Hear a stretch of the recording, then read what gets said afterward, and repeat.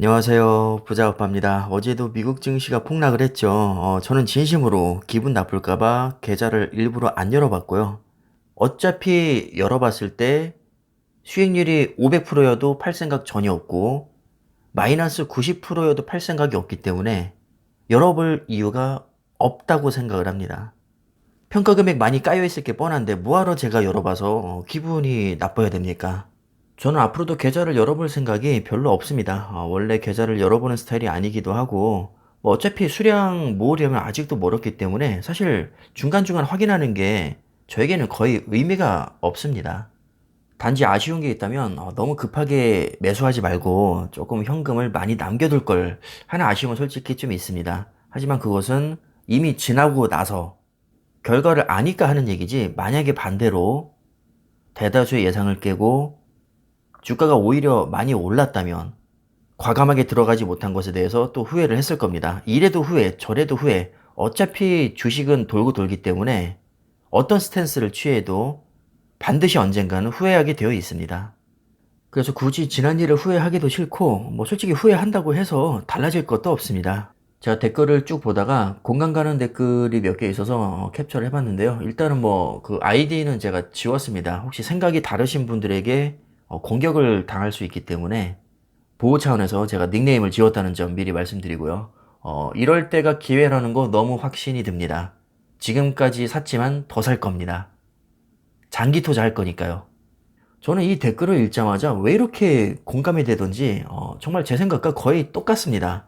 또 다른 분께서는 이럴 때 조금씩 담아야죠. 정작 올라가기 시작하면 담기 어렵습니다. 맞는 말입니다. 그 다음에 진심 매수머니 없는 지금이 한탄스럽네요. 저도 솔직히 같은 생각입니다. 저 같은 경우는 주가를 거의 보지 않고 그냥 돈 있을 때마다 매수하는 스타일이거든요. 근데 하필 주가가 한참 오를 때 제가 여유가 좀 있었습니다. 지금은 그때에 비해서는 나가는 돈도 많고 들어오는 돈도 적기 때문에 상대적으로 좀 매수 여력이 많이 감소했습니다. 너무나도 안타깝지만 어쩔 수 없죠. 제 선택이었고 이런 상황을 제 마음대로 조절을 할 수가 없습니다. 살다 보면 마음대로 안 되는 게 너무 많죠. 코로나 이전 가격으로 떨어지면 줍줍 들어갑니다. 더 떨어지길 기대합니다. 무슨 마음인지 저도 알 것 같습니다. 더 떨어져라 개꿀, 평단가 팍팍 내려가자. 올라가면 불안해하고 떨어지면 기뻐하리라. 이 댓글 보고 뿜었는데 아무튼 뭐 맞는 말이죠. 얼마나 종목에 대한 확신이 있으면 이렇게 자신 있게 말씀을 하실 수 있을까요?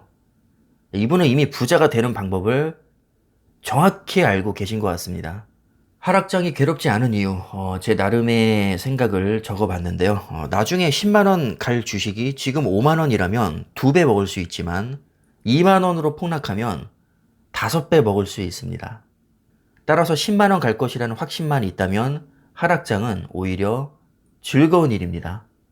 앞으로 투자해야 될 기간이 10년이라면 이 정도 폭락장은 정말 솔직히 말씀드리면 아무리 못해도 3, 4번 정도는 만날 겁니다. 어차피 여러 번 만나야 할 폭락장이라면 일찍 맞아보는 것도 나쁘지 않습니다. 우리가 수능을 보기 전에 중간고사니 기말고사니 모의고사니 정말 많이 보거든요. 저 때는 그랬습니다. 지금은 모르겠지만. 자, 이런 시험을 보는 이유가 뭘까요? 진짜 중요한 시험을 보기 전에 냉정하게 나의 실력을 파악을 해야 뭐 약점이 있으면 보완을 할 것이고 전략을 세울 수가 있겠죠.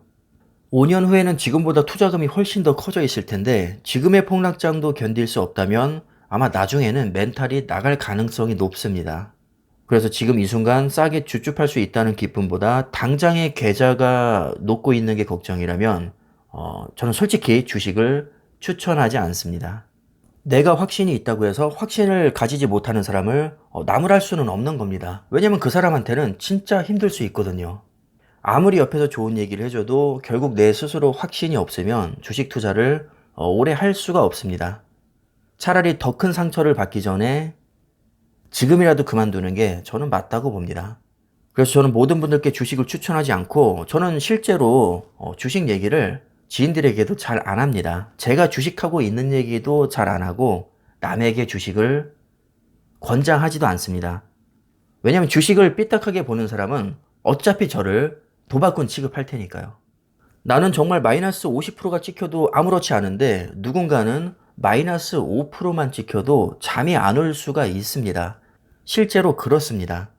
나는 5억을 지금 손실보고 있어도 아무렇지 않은데 누군가는 10만 원만 손해보고 있어도 억울해서 잠이 안 올 수가 있습니다.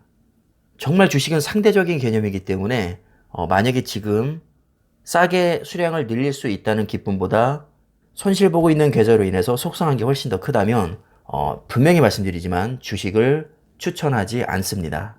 자, 다시 얘기를 이어나가 볼까요? 우리가 정산 받게 될 금액은 최종 매도 시점의 주가 곱하기 수량입니다. 결국 이게 핵심 포인트입니다. 주가는 우리가 어찌할 수 없는 영역이지만 수량은 우리 의지로 얼마든지 조절할 수 있습니다.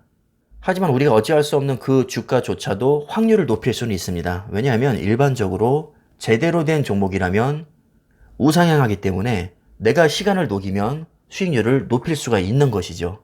4만원짜리 주식이 2만원이 됐다면 같은 돈으로 수량을 2배 더 담을 수가 있습니다. 이건 틀림없는 팩트입니다.